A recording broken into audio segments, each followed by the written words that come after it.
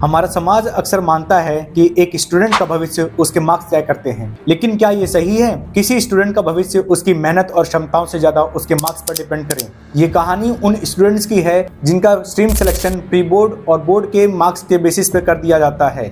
क्या सिर्फ 80-90% वाले स्टूडेंट्स ही इंजीनियर या डॉक्टर बन सकते हैं, लेकिन 60-70% वाले स्टूडेंट्स नहीं? क्या सारे 80-90% वाले स्टूडेंट्स एक सक्सेसफुल डॉक्टर या इंजीनियर बन पाते हैं? आजकल इस बात का डिसीजन पेरेंट्स या स्टूडेंट्स नहीं करते। इस बात का डिसीजन बड़े शहरों के बड़े और महंगे स्कूल करते हैं कि कौन से स्टूडेंट्स इंजीनियर या डॉक्टर बनेंगे और कौन से नहीं। क्या सिर्फ मार्क्स के बेसिस पर यह डिसीजन ठीक रहेगा कि देश की टेक्नोलॉजी मेडिकल साइंस में 80-90% मार्क्स वाले स्टूडेंट्स का ही कंट्रीब्यूशन होगा, इससे कम परसेंटेज वाले बच्चों का नहीं? आजकल बड़े शहरों के प्राइवेट स्कूल जो कि इस पैटर्न को फॉलो कर रहे हैं, मार्क्स के बेसिस पर किसी भी स्टूडेंट की लाइफ का डिसीजन ले लेते हैं और स्टूडेंट को फोर्सफुली स्ट्रीम का सिलेक्शन करवाते हैं। अगर किसी स्टूडेंट ने खुद से यह सोचा हो कि उसे आफ्टर 12th इंजीनियरिंग या मेडिकल करना है और जिसके लिए उसे 11th में साइंस स्ट्रीम लेना चाहिए, बट सिर्फ प्री बोर्ड या बोर्ड के मार्क्स के बेसिस पर उस स्टूडेंट को साइंस के अलावा एक ऐसी स्ट्रीम दे दी जाती है जिस स्ट्रीम में उसका इंटरेस्ट ही नहीं है। क्या यह एक स्टूडेंट के लिए सही है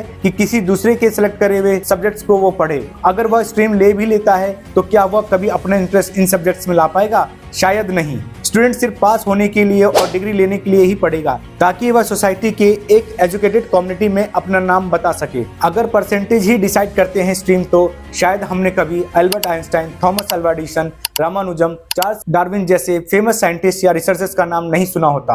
आजकल स्कूल्स प्री बोर्ड के रिजल्ट पर स्ट्रीम डिसाइड करते हैं। ये कहाँ तक ठीक है कि बिना बोर्ड के रिजल्ट के स्कूल 3-4 महीने पहले ये डिसाइड कर दे कि कौन से स्टूडेंट साइंस लेंगे, कौन से स्टूडेंट्स कॉमर्स लेंगे या कौन सी ह्यूमैनिटीज? प्री बोर्ड और बोर्ड के रिजल्ट में 2 से 3 महीने का गैप होता है। अगर किसी स्टूडेंट का प्री बोर्ड खराब हो गया हो और बोर्ड का रिजल्ट अच्छा आ जाए, तो क्या वो प्री बोर्ड के चलते जो उसको स्ट्रीम मिली है, क्या वो वही पढ़ेगा? दरअसल स्कूल को 11th क्लासेस अप्रैल के फर्स्ट वीक के आसपास स्टार्ट करनी होती है और इस वजह से वे बच्चों को प्री बोर्ड के रिजल्ट के बेसिस पर स्ट्रीम दे देते हैं ताकि बोर्ड के रिजल्ट तक का वेट ना करना पड़े। स्कूल्स बच्चों को ऑप्शन भी देते हैं, अगर मार्क्स अच्छे आ जाते हैं तो अपने पसंद का स्ट्रीम ले सकते हैं। क्या इन 1-1.5 महीने में स्टूडेंट्स वो सब्जेक्ट्स पढ़े जिसमें उसका इंटरेस्ट ही नहीं है? और बोर्ड के रिजल्ट के बाद अगर कोई स्टूडेंट अपने इंटरेस्ट का सब्जेक्ट ले लेता है, तो जो उस 1-1.5 महीने में बच्चे का स्टडी गैप हुआ है, उन 1-1.5 महीने में स्टूडेंट्स ने वो पढ़ा जिसमें उसका इंटरेस्ट ही नहीं था। क्या यह एक स्टूडेंट के लिए सही है? शायद नहीं। इन 1 से 1.5 महीने में स्टूडेंट्स की स्टडी में जो गैप आया, उसकी भरपाई कौन करेगा?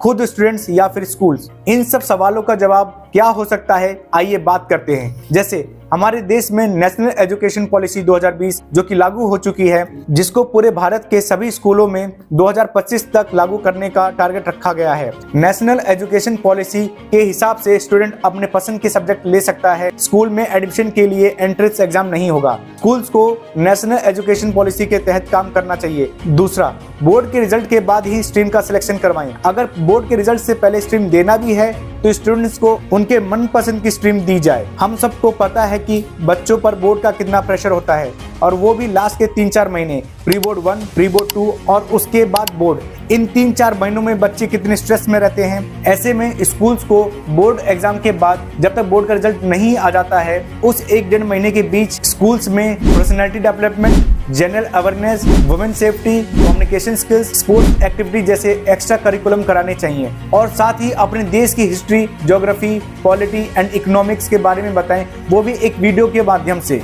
ऐसे कुछ कोर्सेज स्कूल को कराने चाहिए। स्कूल्स को यह समझना होगा कि मार्क्स से ज्यादा इंपॉर्टेंट है बच्चों की मेहनत और उनका आत्मविश्वास। स्कूल को यह सोचना चाहिए कि स्टूडेंट्स के इंटरेस्ट और उनकी कैपेसिटी को पहचानें और उन्हें सही गाइडेंस दें जो उनके गोल तक उनको पहुंचाने में मदद करे। यह जरूरी नहीं है कि एक स्टूडेंट को कम मार्क्स मिलने के बाद केवल एक ऑप्शन मिले, बल्कि यह समय है नई सोच और दिशा अपनाने का। याद रखिए, सफलता सिर्फ मार्क्स से नहीं बल्कि हार्ड वर्क और उनके पेशेंस से तय की जाती है। बाकी आपको क्या लगता है, इंडिया को अपने एजुकेशन पॉलिसी में थोड़े चेंजेस करने की जरूरत है? आपकी इस वीडियो पर क्या प्रतिक्रिया है, कमेंट में बताना ना भूलें। और ऐसी ही इंफॉर्मेटिव वीडियोस के लिए हमारे चैनल को सब्सक्राइब और वीडियोस को लाइक करें।